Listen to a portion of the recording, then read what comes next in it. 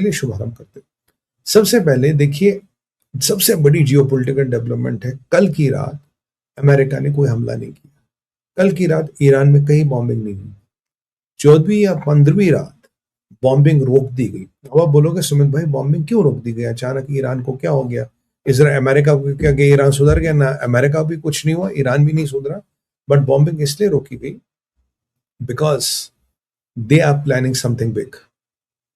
Bombing को रोकने पे ईरान ने कहा ठीक है, हम भी अपने मिलिट्री हॉस्टिलिटीज अगेंस्ट अमेरिका रोकेंगे, जो उनकी औकात खैर है नहीं कराने की। बट जब ये बॉम्बिंग रोकी गई तो खबर आई कि मैंने आपको कल बात बताया था कि नेतन्याहू जा रहे हैं मिलने ट्रम्प से, और लिंडसी ग्राहम का फ्यूनरल भी। अब लिंडसी ग्राहम के फ्यूनरल के लिए केवल नेतन्याहू जाए ये समझ नहीं आता, केवल ट्रम्प से मिलने के लिए जाए, औपचारिकता के लिए जाए ये समझ नहीं आता, क्योंकि लेबनान में जो भी खेल होना था वो हो चुका, लेबनान पार्ट इज डन। तो अब नेतन्याहू जो ट्रम्प से मिलने जा रहे हैं, ये माना जाता है, ये इंटेल आ रहा है कि वो बात करेंगे कि जो पिकेक्स माउंटेन है इस पे कैसे अटैक किया जाए, ये जो न्यूक्लियर इंस्टॉलेशन है इन पे कैसे अटैक किया जाए, फार्स गैस फील्ड, सबसे बड़ा बिजली घर, और शिराज में पेट्रोकेमिकल कॉम्प्लेक्सेस।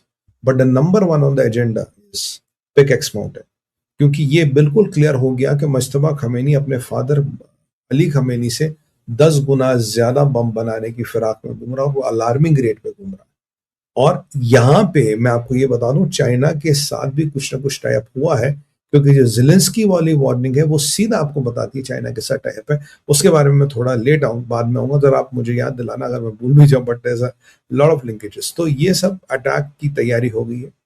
नेतन्याहू कह रहे हैं कि भाई जब मैं लास्ट टाइम ट्रम्प से मिलने गया पहली बार, मेरे पास 7 स्लाइड की प्रेजेंटेशन थी, मैंने ट्रम्प को दिखाई, मैं कहा साहब ये प्रेजेंटेशन है, हमें अटैक करना। ट्रम्प ने कहा let's go and bomb them.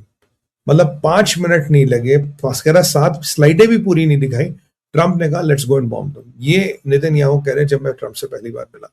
और आज हम नेतन्याहू मिल रहे हैं और ये चीजें बता रहे हैं, तो ये 101% एजेंडा है कि इसको अटैक करना है। ट्रम्प ने अपने सलाहकारों से भी बात की है, वो भी इसे कह रहे हैं कि रिजीम को तोड़ना पड़ेगा, तब तक तुम्हारा भला नहीं होगा। अगर रिजीम खड़ी रहेगी तो तुम्हारे बाद फिर कोई लड़ने जाएगा, फिर कोई लड़ने जाएगा, बट तुम इस रेजीम को कुछ नहीं उखाड़ पाओगे अगर तुम्हारा इनका भला, तुम ये you can't handle them. If you want to handle them you have to end the regime. ये बिल्कुल क्लियर मैंडेट है, बिल्कुल क्लियर मैंडेट है। और पिकेक्स माउंटेन जब तक है रेजीम कभी खत्म नहीं होगी। न्यूक्लियर जब तक है, they have a hope of destroying Israel, destroying America and something. तो आपको उनका ये न्यूक्लियर एम्बिशन खत्म करना, और कहीं अगर दूसरी जगह से ये बम प्रोक्योर करने की कोशिश करे, उस पर भी बम चलाना पड़ेगा आपको, honestly. I mean this is how crude it can get. ये इनका प्लान, और ये वहां इसको फाइनलाइज करने जा रहे हैं। तो आप बोलोगे सुमित भाई फोन पे वीडियो कॉन्फ्रेंस पे तो फाइनलाइज हो रहा, बॉस ये इतने टॉप सीक्रेट प्लान्स होते हैं। You might have the best of the encrypted channels in the world. You might have the best of the phone lines in the world with the FIPS 142 and all those fancy encryptions.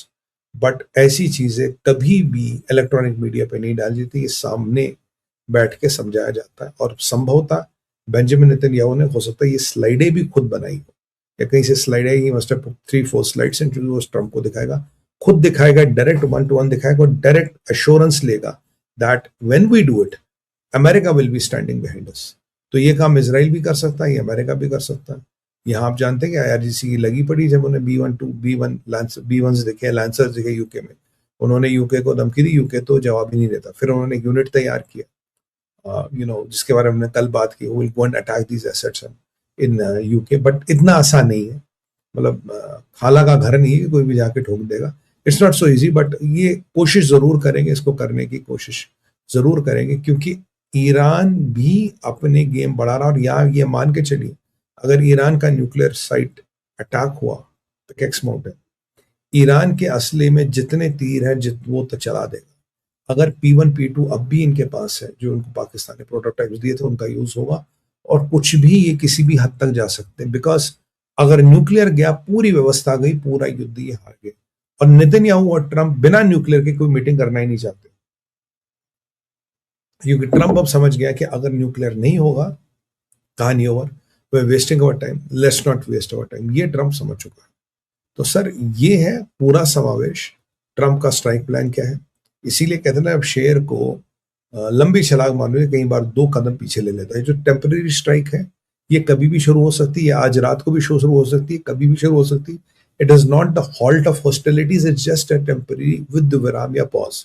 Israel के रट के तर्ज पे चल रहा है, कभी रुकेगा, कभी चलेगा, कभी रुकेगा, कभी करेगा, और तब तक रुकेगा और चलेगा जब तक इनकी ऐसी-तैसी नहीं। अब आते हैं हमारे दूसरे विषय पे। देखिए बेन-ज़वीर, ये ईरान इज़राइल के इंटरनल सिक्योरिटी मिनिस्टर है, ये राइट विंग ज्यूइश पार्टी से आते हैं, काफ़ी दबंग नेता है, इन पे काफ़ी आरोप लगे हैं। अभी एक लेटेस्ट आरोप इन पे लगा था कि इन्होंने एक डेलीगेशन ली और मस्जिद अल-अक्सा गए। मस्जिद अल-अक्सा इज़ द सेकंड और the third highest place in Islamic traditions. अब भाई मस्जिद तो कोई भी जा सकता है, ये नहीं कि वहाँ कुछ बदतमीजी है कुछ की। तो दुनिया भर के मुल्कों ने इसको कंडेम किया और यहाँ सारे एक साथ आ गए, पाकिस्तान से लेके ईरान से लेके ओमान से लेके सब आग से, जी आपको वहां नहीं जाना चाहिए था। अरे भाइयों, वहां क्या हमने कोई बदतमीजी की, कोई बेअदबी की नहीं। We took a delegation, we showed the Masjid al Aqsa. अब कल ही मैं आपसे बात कर रहा था कि बेन-ज़वीर की जान पे खतरा है, बेन-ज़वीर पे को असैसिनेट करने की बात हो रही थी।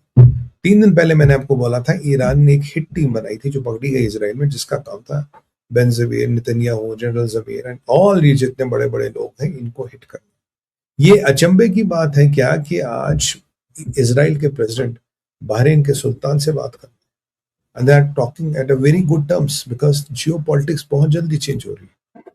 तो फाइनली बेन-ज़वीर पे मुझे लगता है आज तक 9 या 10 अटैक हुए, 9 हुए तो ये 10वां है, 10 अटैक हुए एंड ही सर्वाइव्ड एवरीथिंग।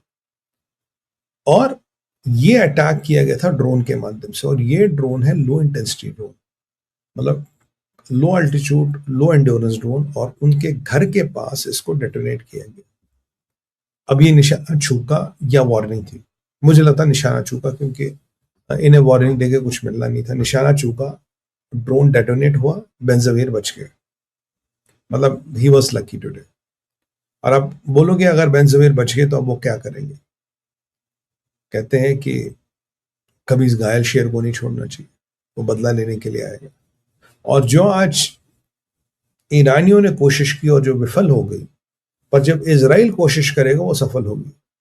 फिर आपके ममदानी को तकलीफ होगी, फिर सादिक खान को तकलीफ होगी, फिर ये दोनों फूट फूट के रोएंगे और जूते भी खाएंगे लोगों के, खा रहे आजकल वैसे।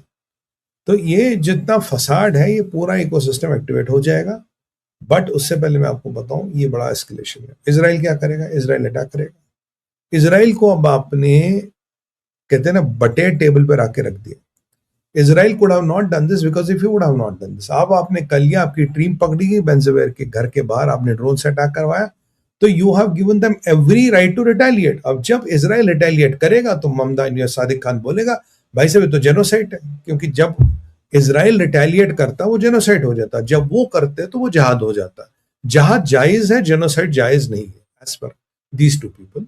बट ये सारा अल तकिया वाला खेल खत्म हो गया, and this man is very vindictive, is a very strong man. जिसने भी कराया होगा उसकी खैर डीटीएच की तो एडवांस टिकट कट गई है। बट ये मसला बढ़ने वाला है, ये मसला बहुत बढ़ने वाला है और बहुत ज्यादा इस पे इम्प्लीकेशंस होंगे। हाँ, इसके इम्प्लीकेशंस आपको पूरे रीजन में देखेंगे, ईरान में तो दिखेंगे ही दिखेंगे। अब बेन-ज़वीर पे फेल्ड अटेम्प्ट कराने का मतलब है आपने इजराइल को लाइसेंस दिए to kill. Israel will use this license to kill and take down anybody and everybody whom they, तो भाई ये रिजीम का आदमी हमने ठोक दिया, हमने मार दिया, because you gave us the license to kill, you should have not done this, we would have not done this.